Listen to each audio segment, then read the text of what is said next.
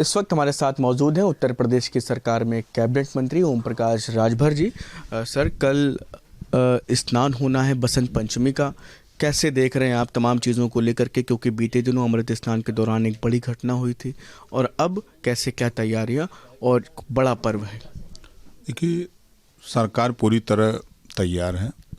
सुरक्षा व्यवस्था और स्नान जो श्रद्धालु आ रहे हैं उसको व्यवस्थित स्नान कराने के लिए सारी तैयारियां पूरी हैं।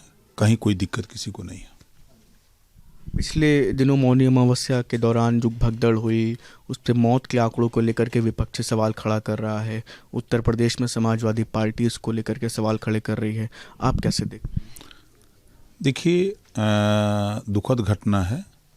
हम उस पीड़ित परिवार के प्रति शोक संवेदना व्यक्त करते हैं और ईश्वर से प्रार्थना करते हैं कि उस परिवार को दुख सहने की ताकत प्रदान करें। और जहाँ तक सवाल संख्या की बात विपक्ष कह रहा है, तो हम तो कह रहे हैं कि विपक्ष को खुद प्रेस करके आंकड़ा प्रस्तुत करना चाहिए। कहने से तो होगा नहीं, वो आंकड़ा जुटा लें। अगर उनके पास आंकड़ा है तो आप लोगों को बुला करके कि भाई ये इस गांव का, इस जिले का, इस प्रदेश का है, ये आंकड़ा हमारा है, सरकार के आंकड़ा गलत है, तब तो माना जाए। खाली मौखिक कह देने से तो कोई मानेगा नहीं। सामने वो भी अपने आंकड़े, हाँ, अपना आंकड़ा सामने प्रस्तुत करें। कल केंद्र सरकार ने अपना बजट पेश किया है, मध्यम वर्ग को बड़ी राहत भी दी है, कैसे देख रहे हैं? उत्तर प्रदेश के लिहाज से कैसा रहा बजट?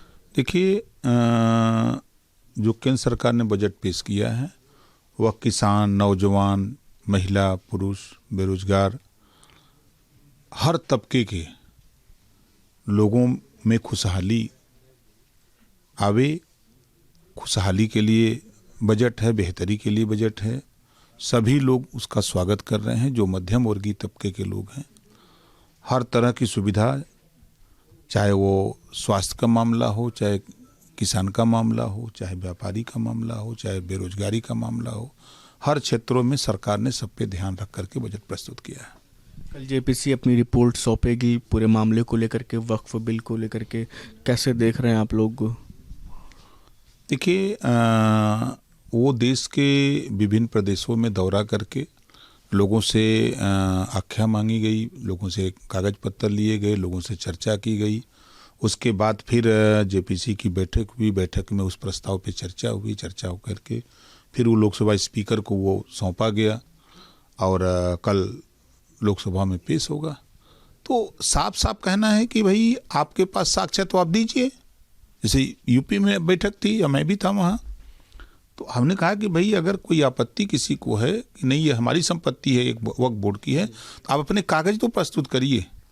खाली ये कह देने से कि नहीं ये संपत्ति हमारी है, जैसे हम लोग बैठे हैं, ये राज संपत्ति विभाग का है, उनके पास पेपर है ना, तो वो अगर वक्फ बोर्ड की जमीन आपका है तो आप उसका पेपर तो दीजिए, कह देने से नहीं होगा। तो यही चीज़ अब सरकार चाहती है कि सब लोग अपना अपना पक्ष रखिए और जो आपके पास सबूत है वो दीजिए, और सरकार का जो पक्ष है हम सबूत दे रहे हैं, तो इसमें कौन सी बुरी बात है? उसमें विरोध देखिए वो लोग कर रहे हैं जो वक्फ बोर्ड की ज़मीनों पर अवैध कब्जा करके, अवैध ज़मीनों पर कब्जा करके वो बेचते बिकनते हैं, उसका लाभ लेते हैं। और सरकार की मंशा है कि जो गरीब मुसलमान है, नौजवान है, महिला है, सबको उसका लाभ मिले, वक्फ बोर्ड की ज़मीनें जो हैं उसका सबको लाभ मिले। तो ये कुछ लोग हैं जो विरोध करते हैं। मिल्कीपुर सीट अंतिम दौर में आ चुका है और बीते दिनों डिम्पल यादव वहां प्रचार कर रही थी। आज मुख्यमंत्री योगी आदित्यनाथ ने, कल अखिलेश यादव भी वहां पर संबोधित करेंगे लोगों को। कैसे देख रहे हैं, कितनी कठिन इस सीट को मान रहे हैं, कौन किसके समीकरण पूरी तरीके से पक्ष में रहने वाले, आप लोग की क्या रणनीति? कोई लड़ाई नहीं है। देखिए, हम अगर अपनी भाषा में कहें तो सरकार दुधारू गाय लेके खड़ी है। जनता को विकास रूपी दूध चाहिए, तो विकास रूपी दूध सत्ता से ही मिल सकता है। अब विपक्ष के लोग ठाठ गाय लेके घूम रहे हैं, तो ठाठ गाय दूध देगी? वो तो खुद जब कहते हैं कि भैया हमारी सरकार नहीं रहे तो हम विकास क्या करेंगे। तो यहाँ तो सरकार है, हम विकास करना चाहते हैं, जनता विकास चाहती है। जनता मन बना चुकी है। मिल्कीपुर सीट पर एनडीए प्रत्याशी को आप देखिएगा 8 तारीख को 12 बजे के बाद खोजने पर भी समाजवादी पार्टी के नेता आपको नहीं मिलेंगे कि कोई आपके सामने आके बैठ दे। कल मुख्यमंत्री योगी आदित्यनाथ प्रयागराज में थे, उन्होंने बताया कि सनातन के खिलाफ माहौल बनाया जा रहा है, इस तरह की घटना को लेकर के कहते हुए उन्होंने बताया। अब देखिए, कुछ विरोधी हैं जो इस तरह की षड्यंत्र अपना करते रहते हैं और उससे हम लोगों को अपना काम करना चाहिए। जो मुख्यमंत्री जी ने कहा है वो सही कहा है कि कुछ अराजक तत्व हैं जो इस तरह के अनर्गल बयानबाजी करते रहते हैं। इसके साथ ही साथ आज इस पूरे मामले में बताया जा रहा है, जो जानकारी सामने आ रही है कि एसटीएफ इस पूरे साजिश बताया जा रहा है कि साजिश का एंगल है इस पूरी घटना में, प्रयागराज में जो बीते दिनों हुआ, उस दिशा में अपनी जांच को तेजी के साथ आगे बढ़ा रही है। देखिए, वो जांच के लिए कमेटी गठित हो गई है, वो जांच हो रही है। जांच हो जाने के बाद जो रिपोर्ट आएगी वो आपके सामने प्रस्तुत होगी।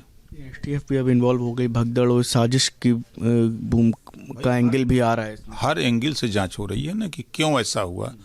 जिस महाकुंभ की तैयारी का जायजा देख रेख देश के प्रधानमंत्री जी कर रहे हों और सूबे के मुख्यमंत्री हर तीसरे दिन दूसरे दिन वहाँ जा कर के तैयारी खुद अपनी देख रेख में करा रहे हों, सारी व्यवस्था, तो अगर वह इस तरह घटना है तो निश्चित है कि ऐसे लोगों का पता लगाया जाना चाहिए कि ये कौन लोग हैं जो इस तरह की हरकत की है।